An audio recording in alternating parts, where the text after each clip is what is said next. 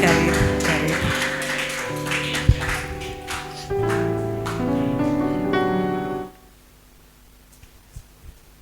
Haleluya.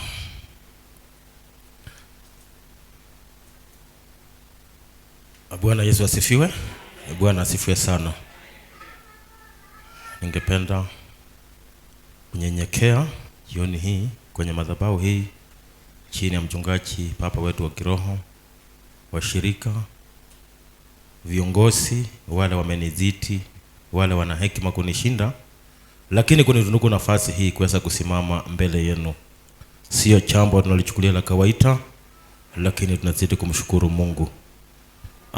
Kabla ninene, taka niseme maneno mbili ama tatu kwa ajili ya huduma huu. Jumapili iliyopita hatukuweza kushiriki pamoja na nyinyi. Niliweza kutoka mapema maana tulikuwa na mkutano wa uinjilisti katika kanisa letu la Kikuyu. Mkutano huo ulikuwa umeitishwa na kiongozi wa parokia hii wa uinjilisti kwa sababu ya mikakati ambayo anaweka ili tuweze kuboresha injili. Ni kwamba kuna mkutano tunapanga wa uinjilisti utakaofanyika Kikuyu tarehe 12 mwezi wa 7. Kwa hivyo ni kwamba Jumapili ijayo pia kutakuwa na mkutano sehemu za Kikuyu. Wanahitaji wainjilisti wote pamoja na watu wa praise and worship, kwa sababu ni Jumapili moja tu, alafu tarehe 12 tukue na huo mkutano. Ni mkutano utakao wa crusade, utafanyika sehemu za Kikuyu. Utaanza Ijumaa, Jumamosi na utamatike siku ya Jumapili tarehe 12. Kwa hivyo kama wewe ni kiongozi ama ni praise and worship, kama wewe ni mwinjilisti, tunakuomba tujumuike pamoja Kikuyu tarehe 5 kwa ajili ya mipangilio ya mwisho ya mkutano huo. Jambo la pili ni mshukuru Mungu kwa ulinzi wake kwa watoto wetu ambao wamekuwa shuleni. Kuna wale walikucha wamekaa, lakini kuna wale walienda wamekaa wiki moja tena wamerudi kwa ajili ya mapumziko ya midterm. Ni jambo la busara, ni jambo nzuri, maana Mungu amewalinda, amewahifadhi na amewafunika. Ninene tu jambo kitoko kwa mafundisho ya asubuhi kuhusu mambo ya watoto ama jinsi tutakavyowalinda watoto wetu vile mnenaji alivyosema. Tunaweza fungua tu kitabu cha Waebrania 12. Sema tu jambo hapo ili tuendelee. Waebrania 12 mstari wake ni wa 11. Waebrania 12 mstari wake ni wa 11 kuhusu mambo ya adhabu. Biblia inasema kila adhabu wakati wake haionekani kuwa kitu cha furaha, bali cha huzuni, lakini baadaye huwaletea wao waliozoezwa nayo matunda ya haki yenye amani. Unapopatia mtoto adhabu, itaonekana kama kitu kisiokuwa cha furaha, itaonekana kama kitu cha kumchukiza, lakini Biblia inasema baadaye itawaletea waliozoezwa hiyo adhabu matunda ya haki yenye amani.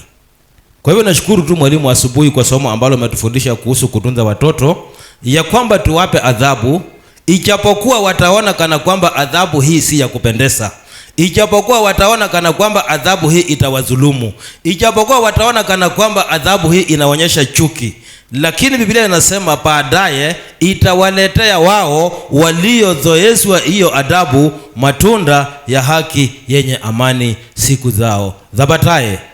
Nitashukuru maana mwalimu wetu ametunenea. Tumekuwa na wanafunzi, kuna wale walitolewa wakarudi kwa sababu ya mikokoro, kwa sababu ya misukumo, kwa sababu ya heka ambazo zimepanda watoto, na ni vijana ambao wamefika umri ambao ni lazima waangaliwe. Tukiwaachilia hawa vijana wataingia mahali ambapo ni papaya. Tukae nao, hata waliporudishwa tuliambiwa kaa na mtoto wako useme naye ujue shida iko wapi. Na nashukuru mwalimu sababu ametuweka katika somo hilo la watoto. Kwa hivyo niliona tu nikusia mahali hapo na nisome mstari huo ili hata wale wanaoadhibiwa wasione wanachukiwa ama wanakosewa. Biblia inasema kila adhabu haionekani kuwa kitu cha maana ama cha furaha, inaonekananga ya huzuni, lakini baadaye italeta matunda. Leo hii nikinyenyekea mbele yenu kama washirika wenzangu, ningependa tushiriki na nyinyi. Tufungue kitabu cha Luka, hapo ndipo tutakaposoma. Luka mtakatifu, mlango wake ni wa 7. Tutasoma kwa sehemu mbili. Sehemu ya kwanza tutasoma Luka 7. Ni hapa tu Luka 7 tutasoma. Lakini tutasoma sehemu moja alafu tusome sehemu nyingine. Luka mlango wake wa 7 mstari wa 11 tufike 15 kwanza. Luke chapter 7 verse 11 to 15. Luka 7:11 hadi 15. Tutasoma kwa imani. Baadaye kidogo alikwenda mpaka mji mmoja uitwao Naini, na wanafunzi wake walifuatana naye na pamoja na mkutano mkubwa. Na alipokaribia lango la mji, hapo palikuwa na maiti anachukuliwa nje, ni mwana pekee wa mamaye ambaye ni mjane, na watu wa mjini wengi walikuwa pamoja naye. Bwana alipomwona, alimwonea huruma, akamwambia, usilie. Akakaribia, akaliguza jeneza. Wale waliokuwa wakilichukua wakasimama. Akasema, kijana, nakwambia, inuka. 15. Yule maiti akainuka, akaketi, akaanza kusema. Akampa mama yake. Amen. Amen. Rudi nyuma hiyo tu, Luka 7:1 mpaka 6. Alipokwisha kuyamaliza maneno yake yote masikioni mwa watu, aliingia Kapernaumu, na mtumwa wake akida mmoja alikuwa hawezi, karibu na kufa, naye ni mtu aliyempenda sana. Aliposikia habari za Yesu, alituma wazee wa Wayahudi kwake kumwomba aje amponye mtumwa wake. Nao walipofika kwa Yesu, walimsihi sana wakisema, amestahili huyu umtendee neno hili, maana analipenda taifa letu, naye alitujengea sinagogi. Basi Yesu akaenda pamoja nao. Hata alipokuwa si mbali na nyumba yake, yule akida alituma rafiki kwake, akamwambia, Bwana, usijisumbue, maana mimi sistahili wewe uingie chini ya dari yangu. Amen.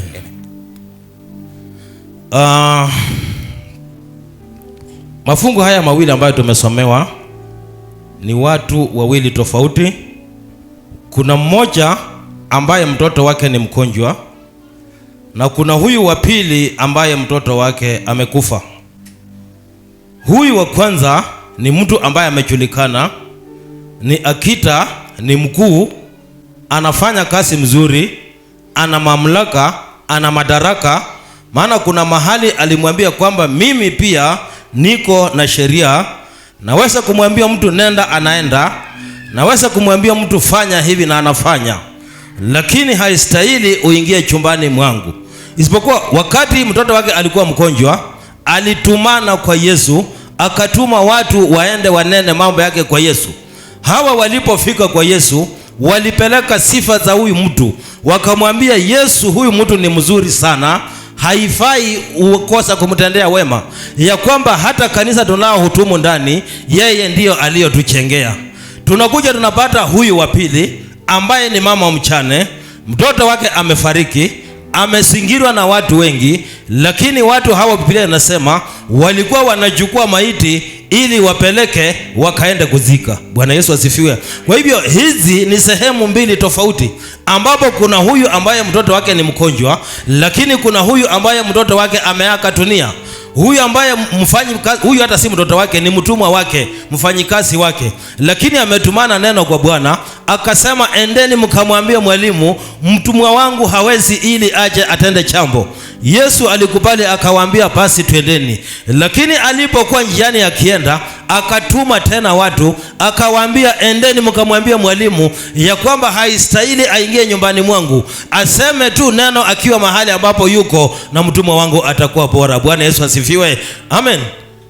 Kuna mambo ilitendeka wakati Yesu anaamua kwenda kwa huyu akita ambaye ni mkuu, ametumwa ya kwamba aende, Lakini kuna mama mahali fulani ambaye anaomboleza. Huyu mkuu ana watu ambao wameenda wakamtetea kwa Yesu, ana uwezo wa kutumana watu waende.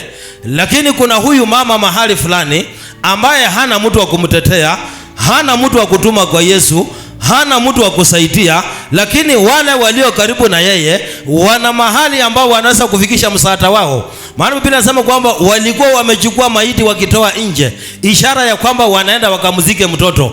Jambo ambalo wanaweza kumsaidia tu ni kuchukua mtoto na kwenda kuzika. Lakini kuna huyu ambaye ana watu wanaweza kumwendea kwa mfalme, wanaweza kumwendea kwa Bwana na wawasilishe kesi yake ili amhudumie. Lakini kiwa pale pale kuna mambo Mungu naye anafanya mbinguni. Anaangalia huyu mama ambaye yuko huku, mama ambaye anaghadhabika, ambaye mtoto wake amekufa, ambaye hana uwezo. Kisha anatuma malaika kwa njia ya siri, anaenda anaongea na yule akita ambaye mtoto wake ni mzima, anamwambia hii kesi yake inaweza ngojea. Lakini kuna mahali mtu anaumia, kuna mahali mama anateseka, kesi ambayo haiwezi ngojea, ambayo iko urgent. Unaweza simamisha kesi hii yako ili tukashughulikie kesi nyingine. Tunamuona huyu akita anasema hapana, mwambieni mwalimu asikuje, kwa sababu akisema tu nena akiwa mahali yuko mjakazi wangu ataweza kupona.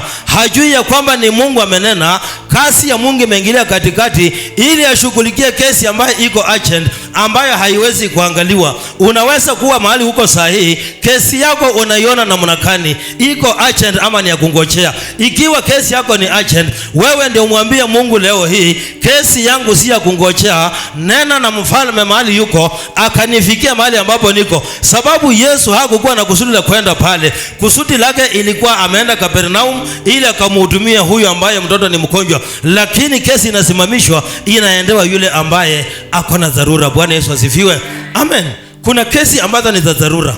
Unaweza kuangalia maisha yako, unaona hii mambo haiwezekani. Wale watu ulio nao wanakusaidia nini? Msaada watakao kupatia sio msaada utakaopata kwa Yesu. Watakupatia msaada ulio na viwango. Maana huyu mama ako na watu, lakini ule msaada wanaweza kumpatia ni wa kuzika maono ambaye ako nayo. Maana wanasema ni mwana wake wa pekee ambaye alikuwa ametegemea kwamba kesho yake akifaulu atanipitisha mahali fulani, lakini sasa amekufa. Wale walio karibu wanamwambia nini? Wanamwambia mama, usijali, mambo inakwanga namna hiyo. Unaweza kuzaa mtoto akakufa, lakini chipe moyo, maana kesho labda utapata mwingine. Lakini mama anaangalia, anashindwa, itakuache? Mimi mtoto wangu wa pekee amekufa, nitamulilia nani atakaye nisaidia? Wale walio karibu na kusaidia kuzika. Labda una maono yako ya kipekee ambayo ulikuwa unakusudia utende. Kuna mambo ulikuwa unafikiria, lakini unaona kana kwamba hii ndoto imekufa. Wale walio karibu nawe si wa kukupa tumaini, ni wa kukusaidia kwenda kuzika hiyo ndoto ili uisahau tena, usiwahi kuikumbuka siku nyingine. Maana walikuwa wanataka mama aenda zike mtoto ili akae katika kipindi cha kuomboleza, asahau mambo ya mtoto wake na kabisa kana kwamba hakuwahi kuwa na mtoto. Lakini kuna Yesu wa Nazareti ambaye anasema ile wanataka uzike, mimi nitakuja niifufue, nitakuja niipe uhai tena, nitakuja niifanye iwe hai. Hiyo ndoto yako ambayo imekufa, kuna jirani wako amekwambia ulijaribu kusomesha mtoto ndio, lakini ameanguka mtihani, hakuna njia nyingine tutafanya, wacha akae nyumbani akusaidia kazi. Lakini kuna Yesu anasema hatutazika hiyo maono. Hiyo ndoto uliyokuwa nayo mwanzoni bado iko na matumaini, bado inaenda kuinuka, bado inaenda kusimama. Kuna Yesu wa Nazareti yuko mahali anaangalia kesi iko mahali gani. Hata kama alikuwa hutumia wengine, lakini anaangalia huyu mama, anaona hii kesi ni ya dharura, nikingoja dakika 10 huyu mama mtoto wake atazikwa. Lakini haikuwa kusudi la Yesu. Labda wewe umekata tamaa mchana wa leo, unasema hii yangu nilishazika. Wakati nilikuwa mtoto nikisoma, nilikuwa na matumaini makubwa ya kwamba nipate kazi mzuri, ya kwamba nipite mtihani. Umekuja Nairobi, umetembea kwenye malango ya kampuni, umeenda kwenye viwanda, kila mahali unapoingia unaambiwa kazi hakuna. Hiyo maono imekufa. Wale ulio nao wanakuliwasa, wanakuambia hivyo ndivyo inatendeka, wanataka uzike usikie hiyo maono. Wanakuambia hata kama imeshindikana unaweza ukarudi nyumbani ili ukuje tena mara ya pili. Lakini kuna Yesu anasema hata kama amekuambia hakuna kazi, hata kama amekuambia watu wametosha, hata kama amekuambia hatuandikani leo hii, anataka kufufua hilo ono lako ili hiyo ndoto uliokuwa nayo mwanzoni isikufe. Mpendwa, Yesu aliona huyu mama mtoto wake amechukuliwa, wamepepa, hakika wanaenda kumzika. Mama hajui baadaye itakuwa ni nini, labda wanangoja huyu mtoto azikwe ili huyu mama tufukuze, maana alikuwa amekaa hapa sababu ya mtoto.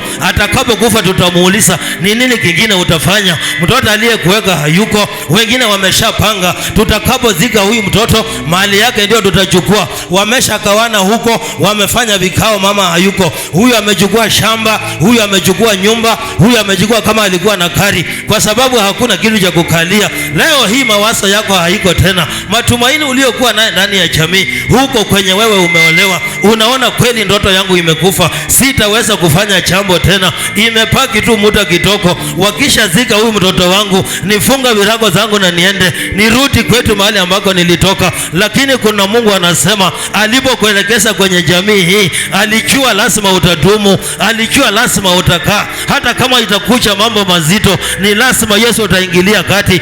Usiwe na shaka mchana wa leo, labda maono yako unaona imekufa na walio karibu na wewe hawakupi moyo, wanakusaidia kuyazika ili usahau kabisa, uonekane kana kwamba haukuzaa, ukae kama wale wamama hawana watoto, ukae kama wale watu hawana kazi, kama wale watu hawafanyangi maendeleo. Lakini Yesu anasema hautazika, hata kama wanakusaidia kuyapepa, wanaelekeza mahali kaburi iko, mahali wanaenda kuzika hayo maono. Lakini huko wanakoenda kuzika, huko ndiko Yesu atatokea. Wewe usishangae ukikwambia twende, waacha muandamane na wao. Watafikiri mnaenda kuzika, lakini wanakupeleka mahali msaada iko, wanafikiri wanakupeleka makaburini, lakini huko ndiko Yesu anatokea. Wakati waliandamana na mama, hao ndio wako mbele, mama yuko nyuma anafuata pole pole, labda amefunga leso vile mchungaji alituonyesha, mawazo imejaa kwa akili, mama ajui afanye nini. Hao wanatembea haraka haraka ili waende wazike huyo mtoto, hii kesi waondokee, waendelee na mambo yao. Lakini pale mbele wakifika, kuna mtu aliwasimamisha mahali wamekufikisha, sijui huenda umefika mahali ya kuzika, kuna mtu anasimamisha hiyo kesi, anasema ngojeni kwanza, msizike mtoto wa huyu mama, msizike haya maono, maana mimi Yesu nimekuja, nataka kugusa jeneza hili. Hilo jeneza waliokuwa wamelipepa, Yesu aliweka mkono wake na mtoto huyu aliamuka. Yale maono yako ambayo wamekusindikiza ili uende uzike, wamekupa wazia mzuri, wamekupa ushauri, mpaka mkakaa vikao, kweli wakakushauri ukaona haiwezekani, maana mahali imefikia hii ni ya kuzika kweli, hii haiwezekani. Hata wewe umekubaliana na wao, unaangalia kweli kama imefikia hapa, ni kitu gani kimebakia? Hakuna kitu kingine, ni kuzika haya mambo na nisahau. Umekubaliana na wao twende tukazike, lakini nimekuja kukupa moyo leo hii, hamutafika kwenye haya makaburi, hamutazika mahali pa kuzika, hamutafika mahali pa wafu wanazikwa, maana kuna yule anatokea pande ile, anataka ukutane na yeye. Ameangalia kesi yako, akaona hii kesi ni dharura. Unafaa kumwambia Mungu leo, my case is urgent. Hii kesi si ya kungojea, hii kesi ni ya dharura. Yesu mahali huko, kabla tufike mahali ya kuzika kesi hii, kuja tukutane na wewe, njoo uoneseme na hawa watu, simamisha hiyo kesi. Huenda ni kotini imepelekwa, wamesema hili shamba tunachukua, kesi iko kotini, wanangoja tu kufanya ruling. Lakini Yesu anasema hapana, simamisha hiyo kesi kwanza, maana anataka kuihutumia. Huenda ni mambo kani unaangalia, labda ni mtoto ni mgonjwa. Mwalimu ametuambia asubuhi, kuna mtoto wake mgonjwa, wamefanya vipimo hawaoni, wamefanya hii, wameenda huko, wamebuku kitanda, wamekata tamaa, wanasema wacha watuambie ni ugonjwa kani. Kuna Yesu anasimamisha hiyo kitu, anasimamisha hiyo mpango, anasema ngojeni kwanza, msifanya hizi vipimo, maana nataka kubadilisha hali hii. Tumekuwa kwenye hali ambayo ni ngumu, tumekuwa tumekufa moyo, tumekuwa na mtoto mgonjwa kila wakati tunamuita kuita Mungu, tunasema itakuache. Mimi niliwaambia ataishi, hata kama hataishi bado nina imani ataishi. Hata kama si leo, kesho ataamuka. Hata kama si kesho kutwa, hiyo kesho ingine ataamuka. Na leo hii Mungu bado anatenda. Huyo ndiye Mungu tumekuletea asubuhi ya leo. Yesu ambaye hana ubaguzi, anahudumia kila mtu. Amehudumia huyu tajiri ambaye ana mali. Kuna mama ambaye hana kitu, Yesu pata ameenda kwake. Haijalishi umesimama wapi, umetoka jamii aina gani, usiangalie paka ground yako useme kwetu hakuna kitu. There is room for you in Jesus. Usiseme kwamba ati Yesu ni wa matajiri, Yesu ni wa wenye pesa. Yesu hakuchagua. Hata kama huyo hana kitu, alisema huko ndio nitajipeleka personally. Maana alikuja kwa wale ambao wanapotea, wale ambao hawana tumaini, wale ambao wamekwisha kata tamaa, wanaishi tu leo, hawajui kama kuna kesho. Akiona kesho anashukuru. Hivyo ndivyo tunaishi watu wa Mungu. Hatujui kama kesho itakuwa. Leo tukisonga dakika 2 tunashukuru Mungu, lakini anasema leo hii amekuja, anataka kupatia tumaini. Ile ndoto yako ambayo waliua, anataka kuifufua leo hii.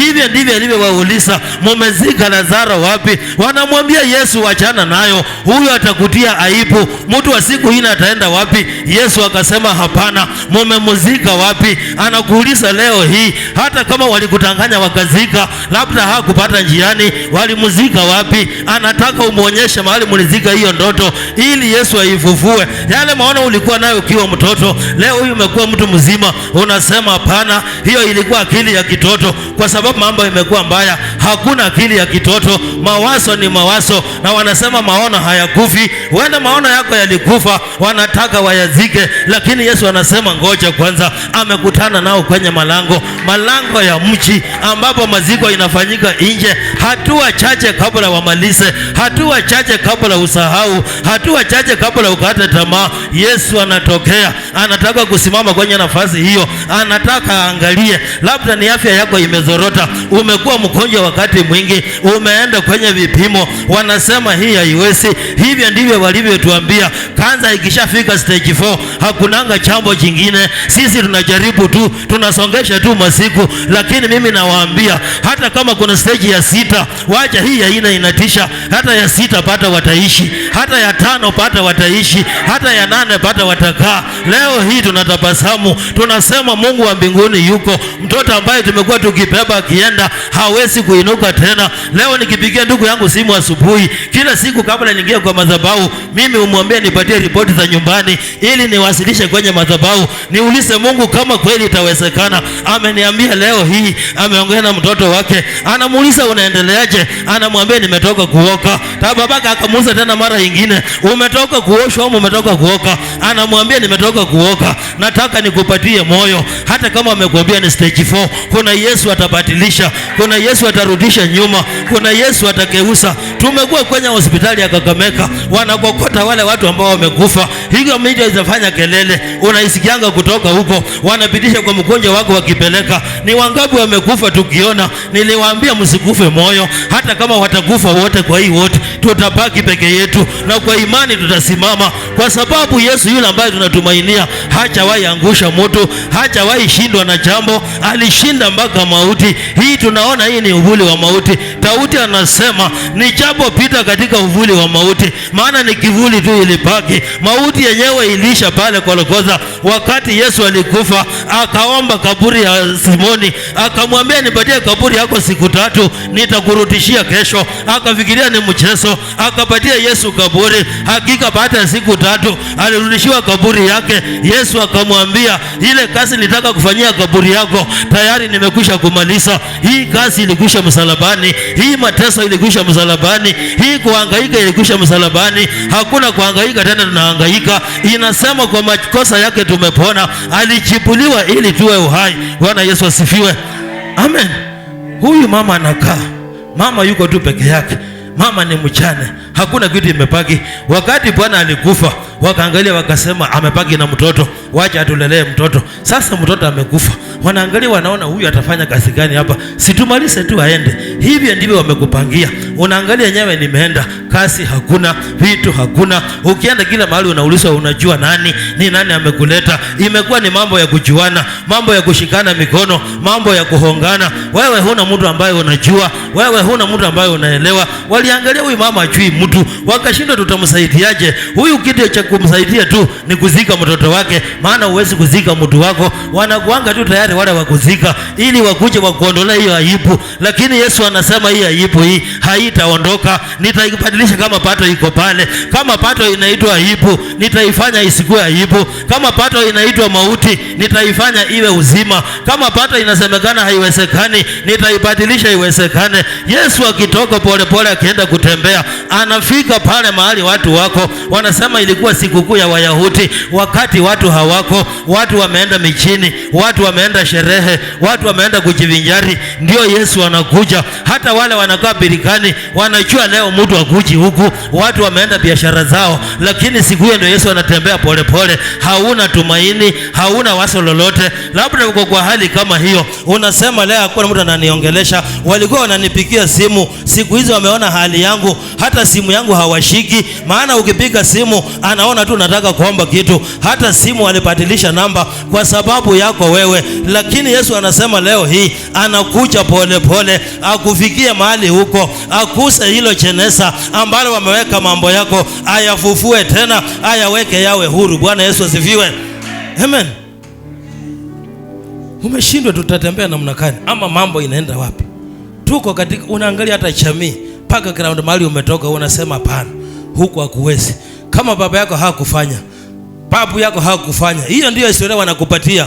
Hiyo ni mawazo tu wanakupatia ili wazike hayo maono. Unaangalia kweli, unaona kama babu yetu hakufanya, papa yetu hajafanya, wale wamezaliwa mbele yangu hawajafanya. Ni nini hiki kinaniambia mimi nitaweza? Wanakuleta kwa laini kabisa, mpaka mnakubaliana kwa kauli moja. Unasema hiyo sio laini yangu, wacha nijaribu njia nyingine. Ninakuambia leo hii, kwa hiyo laini wanakuambia imekufa, usitoke pale pale. Kama ni biashara ulikuwa umeshika, shika hiyo laini. Hata kama wanakuambia hutaweza, hao ndio walishindwa, sio wewe. Huyu alikuwa papa yako, sio wewe. Wewe ni wewe na Yesu Kristo. Ile wanasema haiwezekani. Hata kama ni nyumba unataka kujenga, wanakuambia haikujengwa, si wewe hukujenga, wewe unataka kujenga leo hii. Wale waliozika maono yao, Yesu anasema yako haitazikwa. Yesu anasema yako haitazikwa. Hata kama kaburi imechimbwa iko tayari, kila kitu wameandaa, imebaki tu kupeleka jeneza. Yesu anasimamishia pale kwa mlango, anasema ngojeni kwanza. Huyu mnayetaka kuzika si wa kuzikwa. Huyu mnayetaka nilishamchagua. Huyu mnayepeleka ni lazima aishi. Maisha yake bado iko mkononi mwangu. Anaangalia jina lake, analiona kweli huyu ni mtoto wangu. Lakini mambo yanayotendeka afurahishwi nayo. Yesu amekuja leo hii, amesimama pale mlangoni, anataka kutanike na wewe. Mahali wanaenda kuzika, hapo ndio anatokea. Haandamani nao afuate kwenye msafara, anatoka pande hiyo ingine. Maana wanajua leo hii watu wote tunaelekea njia hii. Kama ni kukataa, wote tulishakataa. Kama ni kuzika, wote tunaenda kuzikana. Kama ni kutupa, wote tunaenda kutupa. Lakini kuna yule mmoja tu anatokea the opposite direction. Watu wakiwasa kuzika, yeye anawasa kufufua. Watu wakisema tuende tutupe, yeye anasema nakuja kurudisha. Watu wakisema tuende tusahau, yeye anasema nitakukumbusha. Amen. Biblia inasema alikuwa na watu wengi, lakini msaada wanaompatia ni wakwenda kuzika mwanawe. Hakuna tumaini lingine wanampatia. Lakini kuna Yesu mahali anasema hapana, haiwezi kufanyika hivi. Leo hii uko ndani ya nyumba ya Mungu, unashangaa ilifanyika nini? Labda umeambiwa hii mambo haiwezekani, hii imebaki tu ya kuzika. Walijaribu wengi wakashindwa, wewe ndio utaweza? Yesu aliangalia akasema hii lazima tubadilishe. Kesi yako leo hii ni lazima ibadilishwe. Shida zako leo hii ni lazima zibaki hapa. Magonjwa yako leo hii ni lazima ipone. Hata kama walisema haitawezekana, pato itawezekana. Hata kama walisema ni ngumu, pato itakuwa rahisi. Anasema anabadilisha mambo. Iliyokuwa laana anaifanya inakuwa baraka. Iliyokuwa mauti anaifanya inakuwa uzima. Mradi utembee kwa njia yake. Kumbuka leo hii Yesu anakuita, amesimamisha kikao chote, ni kwa ajili yako peke yako. Ninaomba leo hii mtu wa Mungu, mbingu zisimamishwe kwa sababu yako, mbingu zisimame kwa sababu ya kesi yako, malaika waamrishwe kwa sababu ya mambo yako, waambiwe mbinguni hakutakalika, endeni mshughulikie hiyo kesi, mbinguni hamutatulia, tokeni mkaende mkutanike na huyo mtu. Mungu alisimamisha kila kitu. Yule akita akaambia ngoja kwanza, huyu wako anaishi, kuna yule mahali amekufa wanaenda kuzika, huyu tutarudi baadaye. Hata hawakurudi, neno tu liliponya. Lakini hii kesi yako hii ndio Yesu anakujia. Zingine anaweza sema neno, lakini kwake amesema atafika leo hii. Amefika kwenye malango haya, anataka useme pamoja na wewe ili umwambie ni wapi umetoka, ama ni wapi unaona haiwezekani. Yeye ni Bwana wa mabwana na yeye ni mfalme wa wafalme. Akisha kutenda yaliyo mema, atakuonyesha jinsi utakavyofanya. Soma Yohana 5 mstari wa 14 nikimalizia.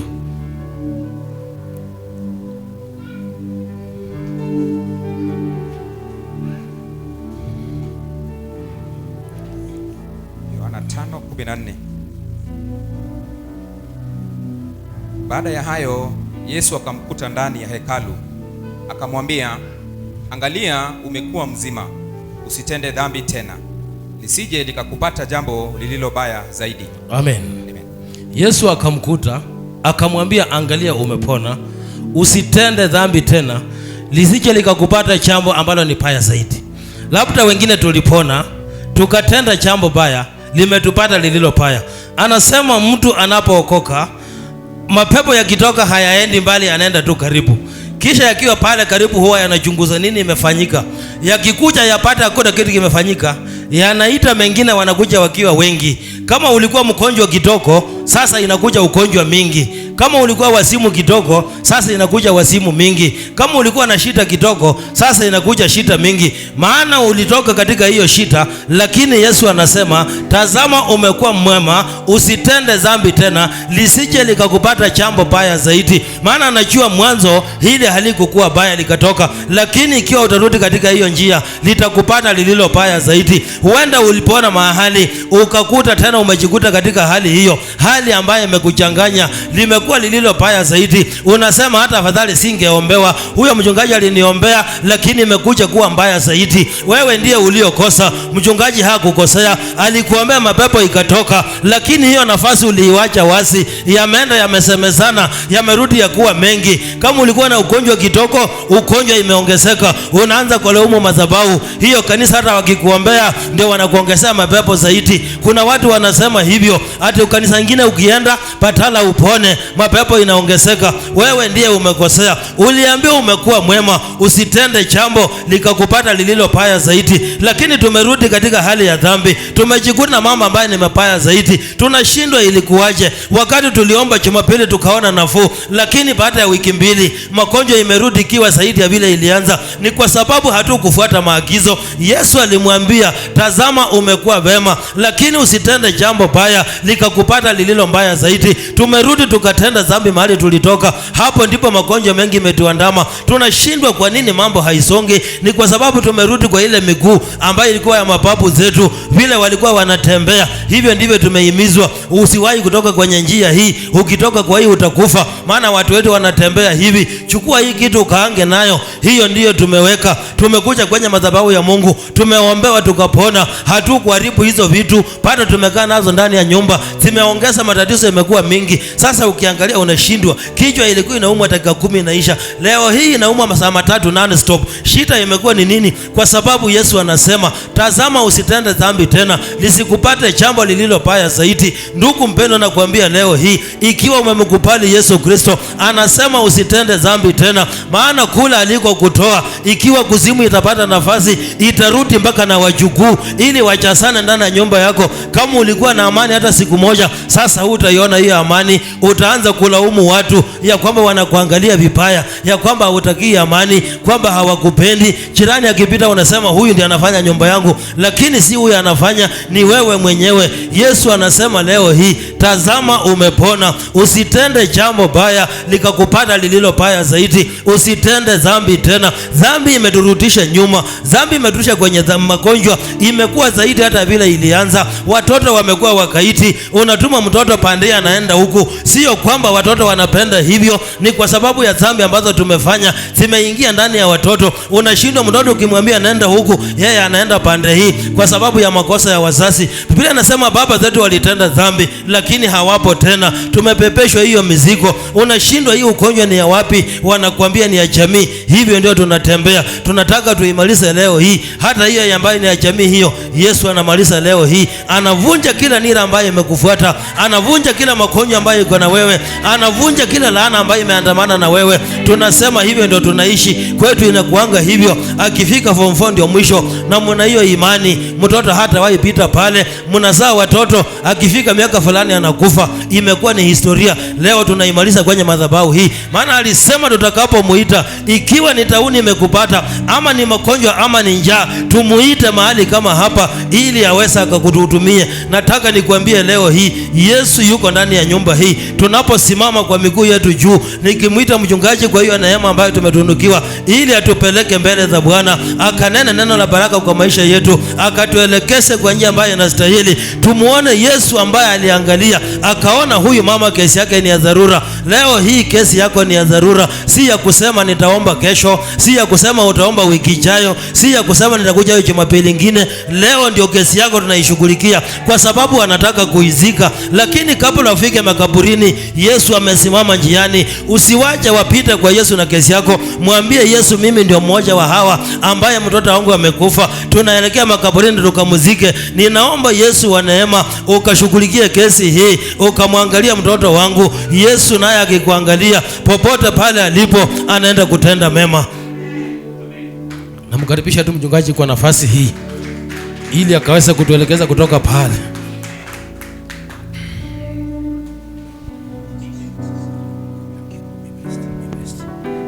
Asante. Mungu ni mwema. Mungu ni wa ajabu. Mungu ni mwenye nguvu. Baba ndiye anayeweza. Asante mtumishi wa Mungu kwa neno ambalo limepita. Hilo ndilo neno la Mungu. Biblia inasema neno ni upanga ukatao. Upendwa, nataka nikwambie, nikikujulisha katika safari tulionayo, neno halipiti kwa mwili, linapita ndani ya moyo. Moyo wa mwanadamu ni mdanganyifu, lakini nataka nikwambie neno linasema mwisho wa mwanadamu ndio mwanzo wa Mungu. Licha ya yule mama vile mpendwa amesema ana mtoto wa pekee aliyokufa anaenda kuzika, ulikuwa ni mwisho wa mama. Kilio kilikuwa kimetanda, lakini anayebadilisha hali alifika mahali pale. Na hicho kitabu tu ambacho mtumishi amekisoma, mstari wa 13 Luka 7, Yesu alimwonea huruma. Yesu akiwa katika kiti cha enzi, tukiwa chini mahali hapa, utuonee huruma.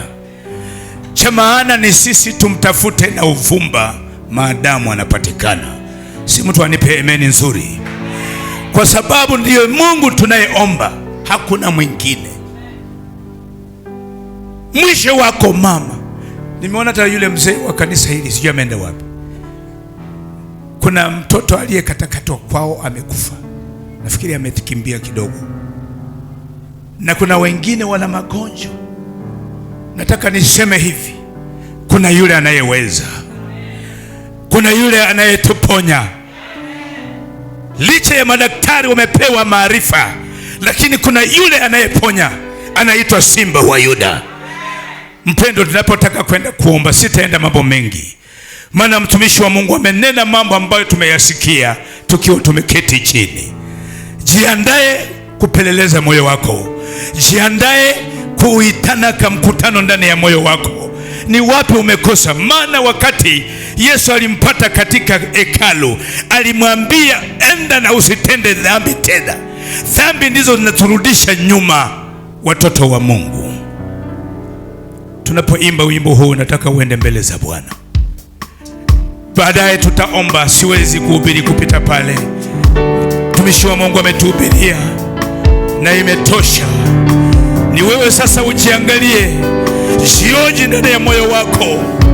wakati tarumbeta italia kama leo, nitakuwa wapi?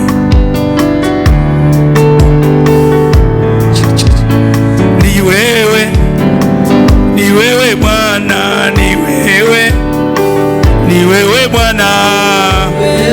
Nataka unipe Bwana, nataka uimbe wimbo huu kwa sababu unaweza. Ni wewe Bwana, ni wewe Simba wa Yuda, ni wewe, ni wewe Bwana. Oh Yesu, wewe Bwana, wewe unayeokoa, Bwana wa majeshi, ni wewe Bwana. Ulitema mate kwa ajili yangu, ni wewe, ni wewe Bwana.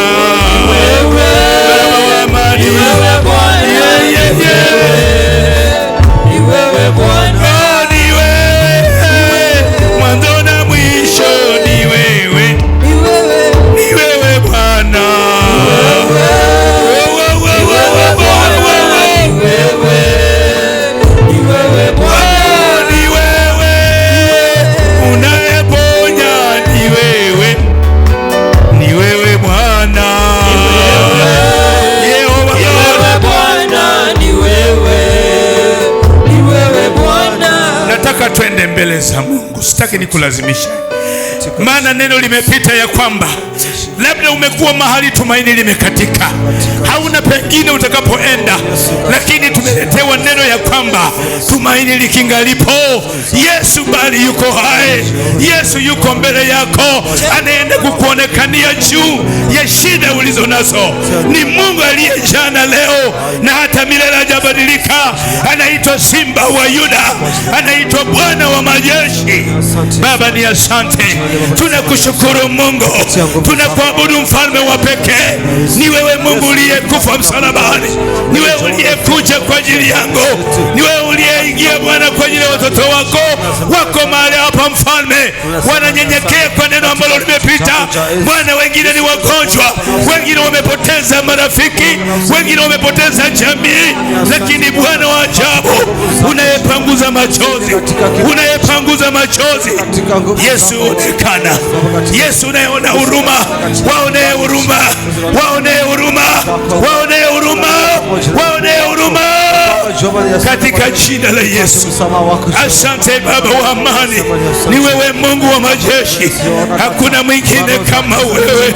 Tunapoenda kuomba Yehova Lord, pokea maombi yetu, pokea maombi yetu, pokea maombi ya watoto wako, pokea maombi ya watoto wako Baba. Unawajua wanaohitaji, kutanika na hitaji hilo mchana wa leo mfalme. Tembea utamalaki, tembea utamalaki, tembea utamalaki, tembea utamalaki. Jesus, asante Bwana, tenda Bwana katika nguvu zako,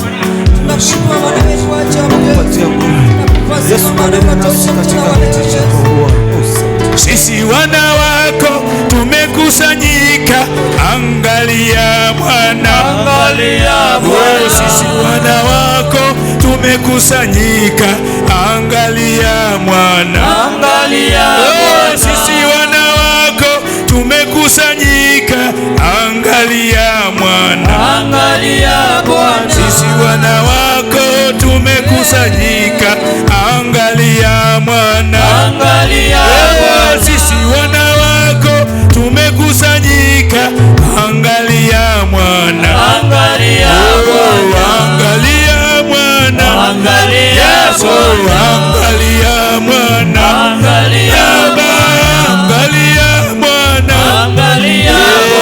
angalia Bwana, machozi, angalia Bwana, angalia Bwana, angalia Bwana, ni wewe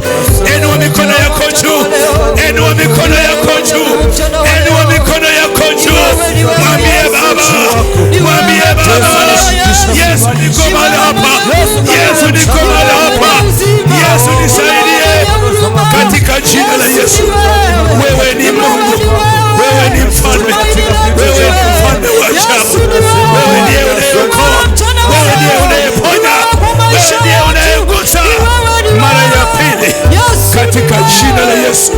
Jesus. Jesus. Jesus. Jesus. Jesus. Jesus. Jesus. Yesu. Yes. Yehova. Yesu unayeweza. Ama unayeponya. Ponya watoto wako. Wewe watoto wako. Katika jina la Yesu. Jesus. Sema Bwana Yesu.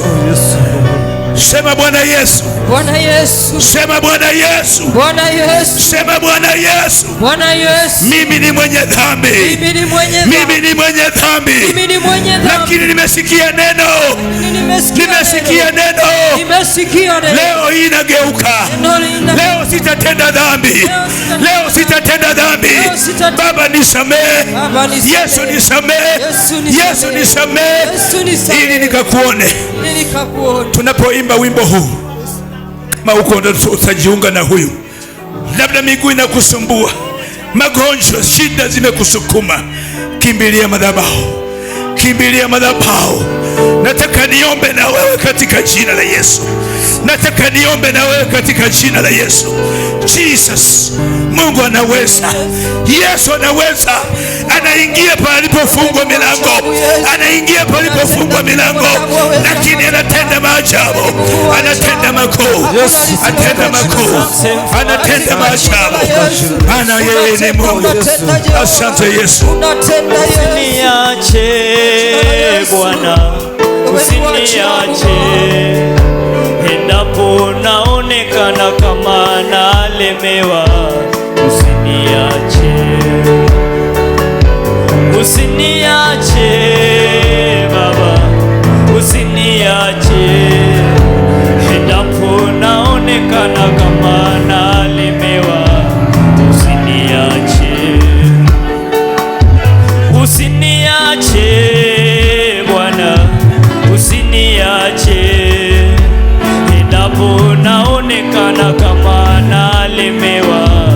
Usiniache, usiniache, usiniache Bwana, usiniache endapo naonekana kama nalemewa.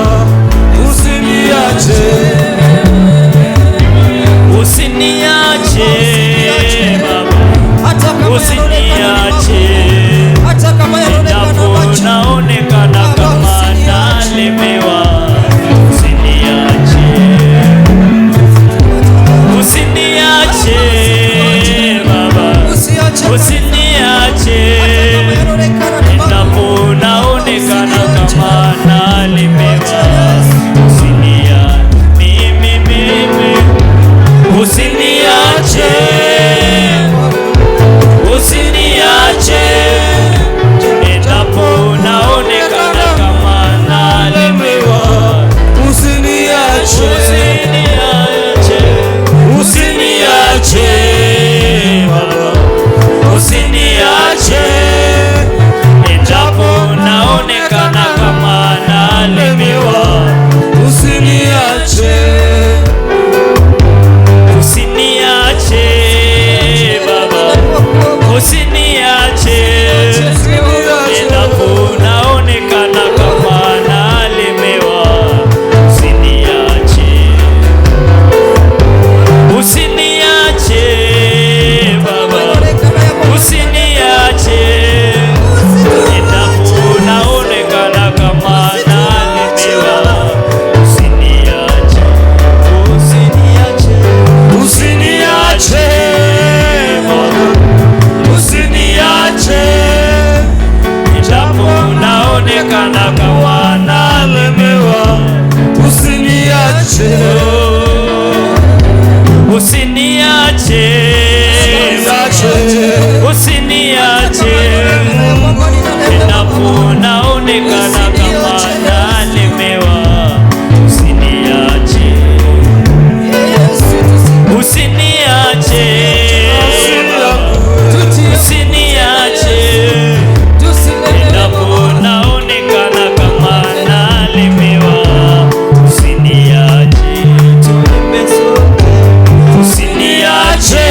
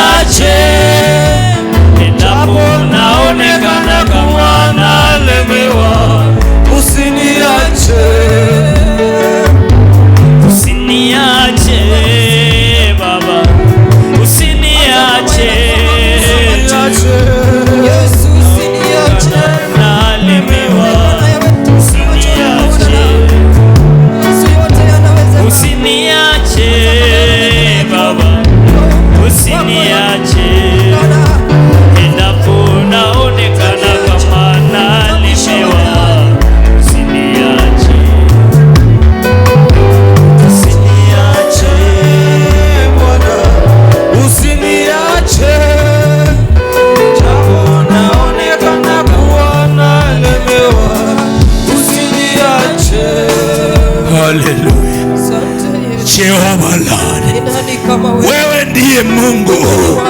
Waliyekutafuta walikupata, waliyekuendea. Hata yule mama wa miaka 12 alisema nikigusa vazi tu nitapokea uponyaji. Watu wako wapokee uponyaji, watu wako wapokee uponyaji, wapokee Bwana hitaji la mioyo yao katika jina la Yesu. Maana wewe ndiye Mungu, hakuna mwingine tunayetegemea.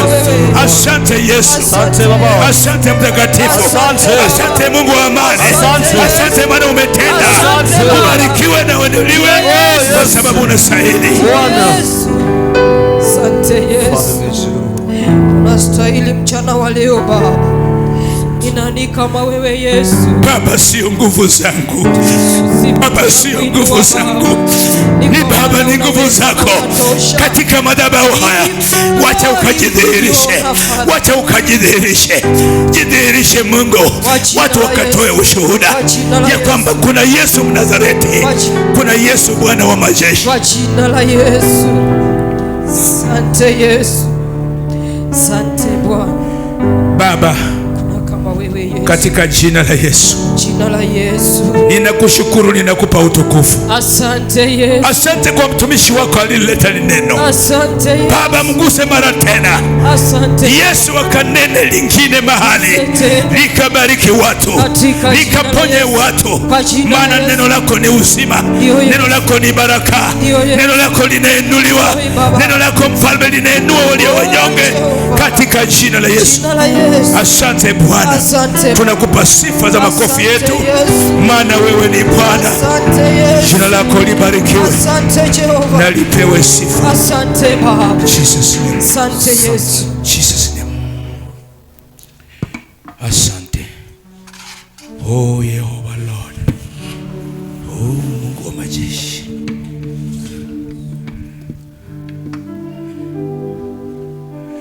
Watoto wa Mungu, hilo ndilo neno la Mungu. Dunia yote inatafuta neno hili. Ikiwa umelipata, wacha lifanye kazi ndani yako, wacha lifanye kazi ndani yako. Nasema mbele ya mtu, naambia, naongea na mtu, neno hili wacha lifanye kazi.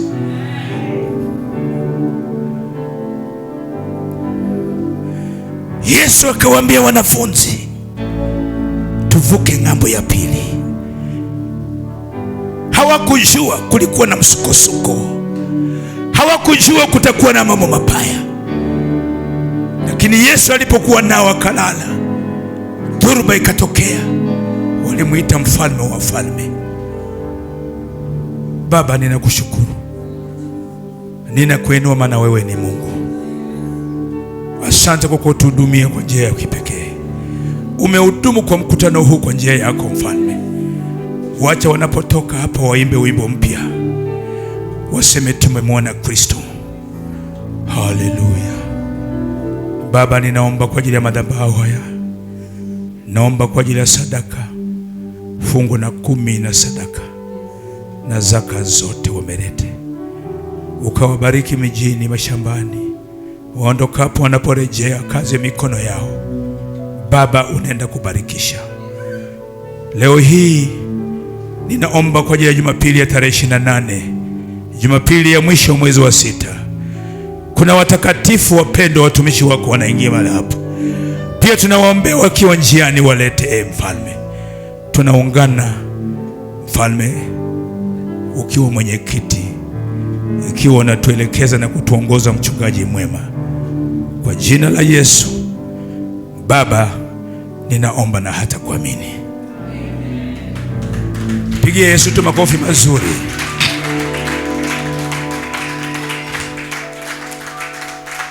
Mzee, ulikuwa umetoka nje, nimeuliza hapa, maana umesema jambo zito. Kijana tunaweza keti chini, hebu njoo kidogo.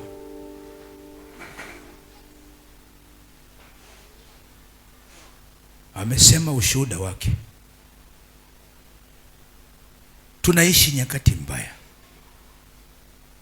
na Biblia inasema kitabu cha Zaburi, Zaburi ya Isaya 31 mstari wa 11, nitatenda jambo jipya.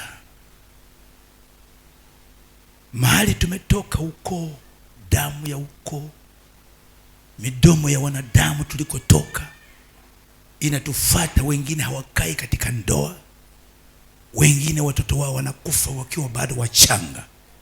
Hii ni mapepo toka kuzimu, lakini tunayateka nyara. Nasema tunayashika nyara kwa jina la Yesu. Pole sana mzee. Mungu atafariji waliopoteza. Na leo hii umeleta neno la Mungu. Mama aliyekuwa na mtoto wa pekee, mjane, mumewe amekufa na amebakiwa na mtoto. Tumaini limeisha, lakini tumaini bado lipo. Hatutasema tutamfufua. Wacha sheria ichukue mkondo, na hiyo damu itadaiwa, na hiyo damu ya ukoo ya watu kufa. Anaenda shuleni, yeye ni mwalimu, anasikia kelele za watoto zinakuwa mbaya. Hii ni midomo ya wanadamu. Baba, ninakuita takatifu, mtakatifu, kwa sababu ya mtumishi wako Deacon. Mungu wangu, jamii aliyoitoka, geuka pande hii, geuka pande hii. Jamii aliyeitoka, damu ya ukoo, midomo ya wanadamu, akili za wanadamu, kwamba wasiendelee, wasiwe wakaishi kama wazee. Nachukua sasa nafasi kama mtumishi wako kwa ajili ya madhabahu haya. Ninang'oa sasa damu ya kutoka kwao, damu ya ukoo, katika vifo vya mapema, vifo vya mapema. Ninakataa, ninaharibu, ninang'oa, ninabomoa katika. Wacha mzee huyu awe kielelezo kwa jamii yao. Mungu atakaporudi kule, falme atatangaza habari njema. Watamuona kwamba yeye ndiye anayebadilisha hali. Yule aliye ndani yake mkubwa atabadilisha hali ya kwao katika damu ya Yesu. Ikutoshe hata waliofiwa wakalie ndani ya Kristo. Tunaomba kwa jina la Baba, Mwana, Roho Mtakatifu. Watakatifu waseme amen. Pokea mtakatifu wa Mungu. Sina lingine, tuite, maana saa ndio hiyo. Nataka nitangaze matangazo mawili. Tangazo la kwanza, Sunday Gilisi mlienda Kikuyu. Hiyo Kikuyu pia wanahitaji praise and worship hapa tarehe 5 kwa sababu ya mkutano wa tarehe 12. So tafadhali unaweza andika chini wale wanaohusika. Mwezi wa 7 tarehe 5 praise and worship wanahitajika Kikuyu. Pia leo hii praise and worship walikuwa wanahitaji watu wawili Sam, wanaenda kule Mchadha. So mkimaliza nafasi mnaweza kuja hapa tusemezane. Huyu ambaye ni mkubwa wenu Luka kutoka Kikuyu, anaitwa nani? Daudi. Ameniambia na nikasema utawapigia pia simu. So mkiona nafasi ongeeni na yeye, mwende huko kwa sababu kuna mkutano